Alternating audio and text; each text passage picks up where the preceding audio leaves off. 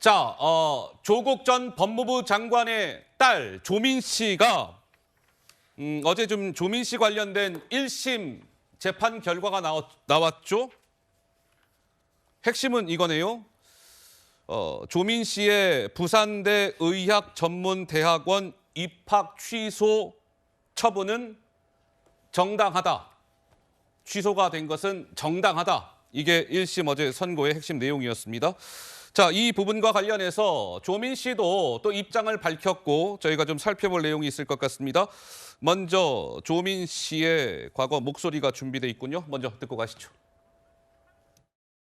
저는 봉사활동이나 인턴을 하고 나서 받은 것을 학교에다가 제출했습니다. 위조를 한 적도 없습니다. 근데 저는 고졸돼도 상관없다고 생각하고 있습니다. 시험은 다시 치면 되고 30의 의사가 못 되면 40에 되면 된다고 생각합니다. 기자님들 오늘 수고 많으십니다.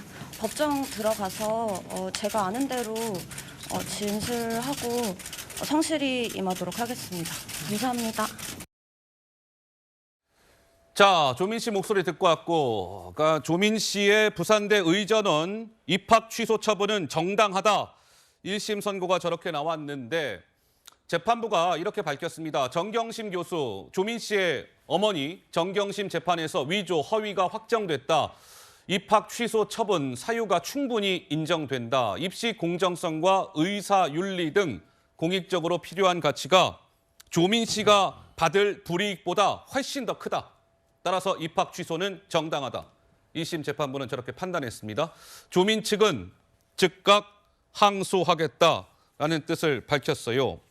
그런데 조민 씨가 어제 본인과 관련된 1심 선고가 나온 이후에 소셜미디어에 글을 하나 올렸는데요. 이 부분을 한번 살펴보겠습니다.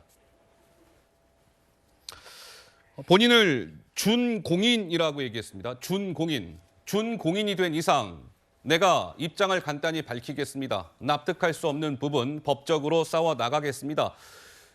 의사 면허가 살아있는 동안 봉사하겠다라고 적었어요. 우리 김재섭 위원 보시기에는 조민 씨의 어제 준공인 또 의사 면허가 살아있는 동안 봉사하겠다는 조민 씨의 생각에 대해서 저거 보고 무슨 생각 드셨습니까?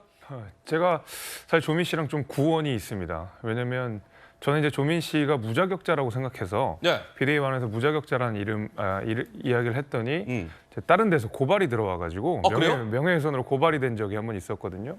제가 그래서 저는 여전히 조민 씨가 무자격자라고 생각합니다. 단 한 번도 자격이 있었다고 생각하지 않습니다. 어허. 지금 생각에 변함이 없고요. 저는 그런 의미에서 조민 씨가 준공인이라고 한 말에 대해서 굉장히 경악을 금치 못했는데 경악을 금치 우리가 못했어요? 흔히 공인이라고 한다 그러면 어떤 공적인 업무를 수행한다든지 아니면 공공의 어떤 영향력이 있는 선한 영향력이 있는 사람들을 보통 공인이라고 하지 예를 들면 어떤 혐의에 연루가 돼 있어서 유명해졌거나 아니면 또 뭐 범죄를 저질러서 유명해진 사람을 우리가 보통 공인이라고 하지는 않거든요.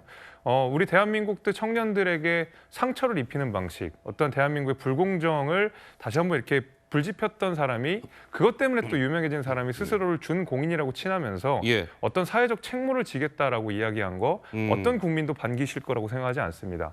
조민 씨가 무자격자인 이상 조민 씨가 하는 모든 의료 비슷한 행위 전부 다 저는 위법이라고 생각합니다. 그래서 네, 예. 오히려 지금은 본인 스스로가 좀 자중하고 반성하고 법원의 판결을 겸허하게 받아들이면서 그렇게 좀 지내야 되지. 지금 조민 씨가 저렇게 봉사활동을 하겠다, 뭐 지지자들의 성원에 약간 보답하는 식으로 이야기하는데 그거는 조민 씨가 만들어온 세계관에 갇혀서 저는 활동하는 거다. 오히려 전 국민들을 그거 원하지 않는다 이렇게 생각합니다. 김재섭 위원 그 조민 씨 측에서 김재섭 위원을 명예훼손으로 고발한 거예요? 아니요, 다른 어떤 시민단체에서 고발을 시민단체에서? 했었고, 예, 고발을 해가지고. 좀 송사가 있었고요. 예. 또 여기서 또 재밌었던 것은 저희 또 교수님이 조국 교수였었기 때문에 과연 이것이 명예훼손이 우리 김재섭 걸맞느냐. 위원이 서울법대 출신이니까. 네, 그래서 아하. 이제 이것이 과연 그 조국 교수가 이야기한 공정과 상식에 맞는 이야기냐, 형법적으로 이거 어떻게 다뤄야 되냐 한번 질문을 던졌는데 대답을 듣지는 못했습니다. 그랬군요. 네. 자, 조민 씨가 어제 또 이런 글도 올렸습니다. 한번 보시죠. 오늘은 아버지 생신. 그러니까 이제 이 오늘이라 하면 이제 어제가 되겠죠. 어제 조민 씨 부산대 의전원 입학 취소는 정당하다라는 1심 선고가 나온 어제는 조민 씨의 아버지 조국 전 장관의 생일이었던 모양입니다. 자, 오늘은 아버지 생신. 나보다 아버지가 부모로서 더 마음을 많이 아파하실 겁니다. 라고 하면서 저기 오른쪽에 지금 혹시 사진 하나 보이시나요? 그걸 좀 한번 크게 볼까요? 그러니까 조민 씨가 예전에 이게 조국 전 장관 그리고 조민 씨가 어릴 때의 사진을 저렇게 같이 사진 한 장을 첨부했습니다. 그러면서 어제 그 1심 선고와 관련해서 제 아버지가 아마 저보다 더 많이 마음 아파하실 겁니다. 라고 적었던 것이죠. 자, 영상이 하나 준비되어 있습니다. 잠깐 이어서 보시죠. 아까 방송국에서 MBTI 질문이 나오게 됐는데 가까이 지켜볼 때 아빠는 어떤 유형이에요? 아버지는 ISTJ, 청렴결백한 논리주의자. 아버지는 항상 제가 무엇을 하든 제가 뭘 하고 싶다고 하든 아니, 안 좋은 일이 생기든 좋은 일이 생기든 항상 제 편이셨거든요. 아빠 하고 싶은 거 다 하셔라 라고 말씀드리고 싶습니다. 자, 이제 두고두고 좀 이게 좀 논란이 되고 있는 것 같아요. 조민 씨가 어제 소셜미디어에 올린 저 글, 뭐 준공인 저 부분도 그렇고 의사 면허가 살아있는 동안 봉사하겠다. 박원석 의원님, 예. 그 조민 씨가 어제 소셜미디어에 글을 올렸는데 자세히 좀 살펴봤는데 뭔가 뭐 사과의 메시지를 낸다거나 그런 표현은 전혀 등장하지 않았더군요. 좀 어떻게 보시는지요? 다소 안타까운데요. 지금 뭐 조국 전 장관도 재판을 받고 있고 또 정경심, 어머니인 정경심 교수는 형을 살고 있고 예. 조민 씨도 저렇게 행정소송이긴 하지만은 재판 진행 중인데 가족이 굉장히 가혹한 상황인 거죠. 근데 사람이 이제 이 상황이 너무 가혹하면 그걸 믿고 싶지 않아서 이 대안현실을 만들어냅니다. 그 대안현실 속에서는 본인이 굉장히 정당한 거예요. 아하. 저는 지금 조민 씨가 그런 단계에 있지 않냐라는 걱정이 들고요. 그렇다 보니까는 뭐 즉각 항소, 저게 사실은 소송이 별로 가능성이 없습니다. 왜냐하면 이 어머니 재판에서 이미 1, 2, 3심 다 확정이 됐기 때문에 허위라는 게 명백히 판명났고 예.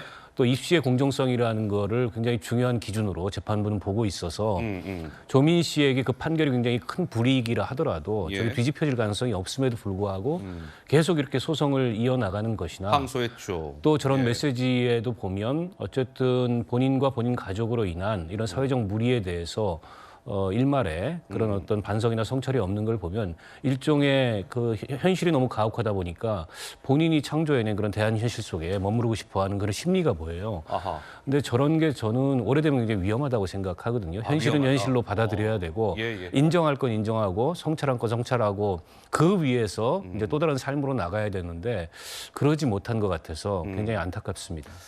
자, 박원석 의원께서는 안타깝다 이런 말씀을 주셨는데 조국 전 법무부 장관 그동안 이런 얘기를 해왔었죠. 그 모습도 잠깐 보고 가시겠습니다. 개혁주의자가 되기 위해서 노력했지만 아이 문제에는 불철저하고 안이한 아버지였음을 겸허히 고백합니다. 제가 또는 저희 아이가 혜택받은 것입니다. 그 점에 대해서는 저를 비난해 주십시오. 어쩌면 딸내미를 그렇게 야무지게 잘 길러놨는지. 저희 딸은 스스로 크기 때문에 제 말 잘 안 듣습니다. 혼자 컸습니다, 혼자. 네, 뭐 과거 영상을 보고 왔고요. 정미경 의원님, 뭐 일각에서는 이런 얘기가 나오더군요. 어제 조민 씨의 부산대 의전원 입학 취소는 정당하다라는 1심 선고 내용은 사필 규정이다. 조 전 장관 부녀에게 반성을 요구한다. 뭐 이런 목소리가 좀 나오고 있던데 우리 정미경 의원 생각은 어떠신지요? 보통 이 정도 되면 보통 그냥 일반인이요. 평범한 사람들의 상식적인 그 상식에 입각해서는 좀 부끄러워하고 그다음에 잘못했다고 인정하고 그다음에 앞으로 내가 어떻게 인생을 살아갈 건지를 생각을 보통 하게 되거든요. 예. 근데 저는 사실은 그냥 이제는 그런 얘기 예를 들어서 뭐 이거 반성해야 되는 거 아니냐 이제 이런 정도는 넘어선 것 같아요. 그럼 무슨 상황인 거예요? 무슨 얘기냐면 지금 네. 조민 씨가 지금 방송에 계속 지금 나오고 있잖아요. 예. 우리 프로에서. 그러면 좀 들어보니까 무슨 생각이 드냐면 좀 위험하지 않나라는 생각까지 들고 이제 걱정이 돼요, 사실은. 아까 우리 박원석 의원께서도 약간 위험이라는 예. 단어를 쓰셨는데 왜냐하면 이제 저도 이제 제가 검사를 했고 예. 그다음에 정치를 하면서 굉장히 많은 사람들의 아픔이라든가 여러 가지 이제 사람들을 대하면서 얘기를 들어보고 하잖아요. 예. 그러면은 결과적으로 뭐냐면 상식을 놓치게 되면 단순히 그 사건만이 문제가 아니라 앞으로 인생 자체가 되게 어려워질 수가 있기 때문에 지금 예를 들어볼게요. 예. 의사 면허가 살아있는 동안 봉사하겠다. 봉사하겠다. 이게 지금 본인이 쓴 거잖아요. 본인이 쓴 거죠. 조민 씨가 쓴 거라니까요.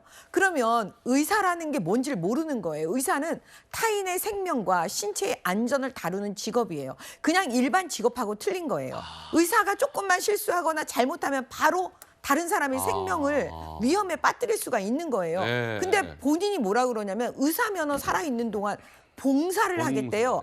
봉사하는 의미가 그런 봉사가 아니잖아요. 여기서는 뭐 의사는요. 책임을 지는 자리라니까요. 생명을 책임지고. 그러면 그 생명의 책임을 지는 과정에서 자기가 사회에 헌신하고 봉사하겠다 이런 의미인데 그거를 완전히 다른 의미로 상식적이지 않은 의미로 봉사한다라는 단어를 본인이 쓰고 있잖아요. 예. 이 정도 되면 제가 볼 때는 다 우리가 걱정해 줘야 될 때입니다. 그렇군요.